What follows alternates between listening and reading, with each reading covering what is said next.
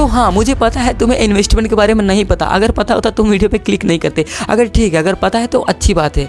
तो आज की इस वीडियो में हम तुम्हें बताएंगे इन्वेस्टमेंट का बेसिक, उसके काम, उसके कैसे कैसे वो वर्क करता है, सारी चीज़ें बताऊंगा। तो वीडियो को पूरा देखना और अच्छा लगे तो शेयर जरूर कर देना। चलिए बढ़। मान लो आज तुम्हारे सामने दो ऑप्शन रखे जाते हैं। पहला ऑप्शन तुम्हें 10,000 रुपये मिलता है और दूसरा ऑप्शन तुम्हें 10,000 नहीं मिलेंगे, लेकिन वही पैसे 10 साल बाद 1 लाख बच सकते हैं। तो ज़्यादातर लोग क्या चुनेंगे?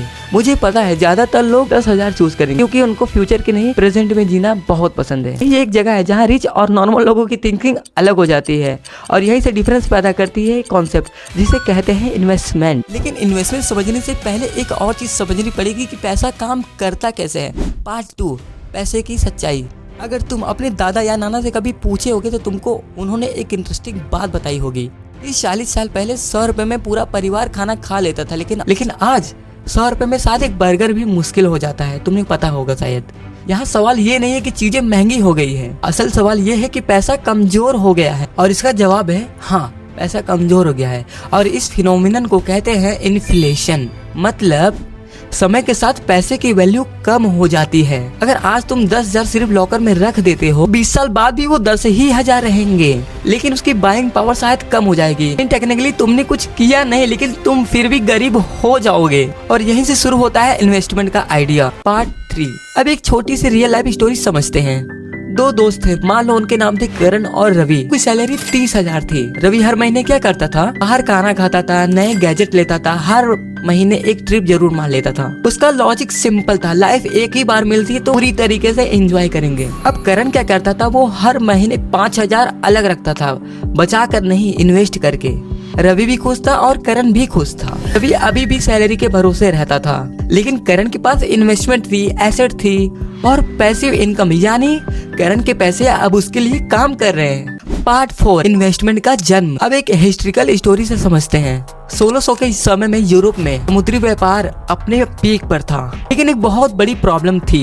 एक जहाज बनाना बहुत महंगा था और अगर जहाज डूब गया पूरा पैसा खत्म हो जाएगा। तब एक रिवोल्यूशनरी आइडिया आया, कंपनी बनी जिसका नाम था डच ईस्ट इंडियन कंपनी। उन्होंने कहा हम अकेले पैसा नहीं लगाएंगे, हम हजारों लोगों से थोड़ा थोड़ा पैसा लेंगे और बदले में हम उन्हें कंपनी का थोड़ा थोड़ा हिस्सा दे देंगे। अगर व्यापार सफल हुआ तो प्रॉफिट सबका होगा, अगर व्यापार फेल हुआ तो सबका लॉस हो जाएगा। और इसी एक्सपेरिमेंट से पैदा हुआ स्टॉक मार्केट। पार्ट 5, शेयर का एग्जांपल। मान लो तुमको एक कैफे खोलना है और तुम्हें बिजनेस शुरू करने के लिए चाहिए 10 लाख और तुम्हारे पास है सिर्फ 5 लाख। तुम अब क्या करते हो? अपने 5 दोस्तों से 1-1 लाख रुपए लेते हो और बदले में उन्हें कैफे के प्रॉफिट से हिस्सा मिलेगा। अब टेक्निकली ये कैफे सिर्फ तुम्हारा नहीं है, सबका हो गया। यही कॉन्सेप्ट बड़े लेवल पे बड़ी कंपनियां यूज करती हैं। Part 6, real world example. आज दुनिया की सबसे बड़ी कंपनी भी इसी कॉन्सेप्ट से ग्रो हुई है। जैसे तुम एप्पल को ले सकते हो। यह कंपनी 1970 में शुरू हुई थी। अब इसे बहुत कम ही लोग जानते थे, लेकिन जिन्होंने अर्ली इन्वेस्टमेंट किया उनका पैसा आज हजारों गुना बढ़ चुका है। इसी तरह एक और एग्जांपल है, तुम टेस्ला को ले सकते हो। 2000 के स्टार्ट में कई एक्सपर्ट कहते थे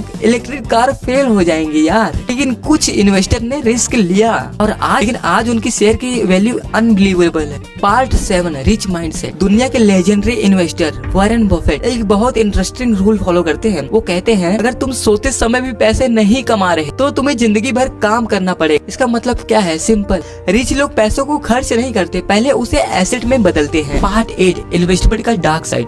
इन्वेस्टमेंट हमेशा प्रॉफिट नहीं करती। स्टॉक मार्केट क्रैश हो सकता है, कंपनीज बैंक करप्ट हो सकती है और कभी कभी इन्वेस्टर पैनिक में गलत डिसीजन ले लेते हैं जिसके कारण बर्बाद भी हो सकते हैं। इसीलिए इन्वेस्टमेंट सिर्फ पैसे लगाने का गेम नहीं है, उसमें ये 3 चीजें आती है, passion, research and discipline. Part 9, powerful and. अब सोचो अगर तुम्हारा पैसा वॉलेट में है तो वो क्या कर रहा है? सिर्फ सो रहा है। लेकिन अगर वही पैसा इन्वेस्टमेंट बन जाए तो वो तुम्हारे लिए काम करने लगता है। और शायद यही रीजन है कि कुछ लोग पूरी जिंदगी काम ही करते रहते हैं, जैसे मैं। और कुछ लोग धीरे धीरे उस स्टेज पर पहुंच जाते हैं जहां उनके पैसे उनके लिए काम करते हैं। बस आज की वीडियो के लिए बस इतना ही। अगर तुम्हें ये वीडियो पसंद आई हो तो लाइक कर ही देना। एम करता हूँ 1000 लाइक्स पे करा देना यार। अगर तुम्हें पार्ट 2 भी चाहिए तो बता देना, मैंने नोट करके रखे। बस थोड़ी सी मेहनत करनी पड़ेगी, रिकॉर्ड करना पड़ेगा, एडिट करना पड़ेगा, खुद से पूरा सेटअप फिर से गैदर करना पड़ेगा। बस इतना ही मेहनत है और कुछ नहीं। तो अगर तुम्हें वीडियो पसंद आई हो तो प्लीज़ 1000 लाइक करा देना, बहुत ज़्यादा नहीं है तुम्हारे लिए।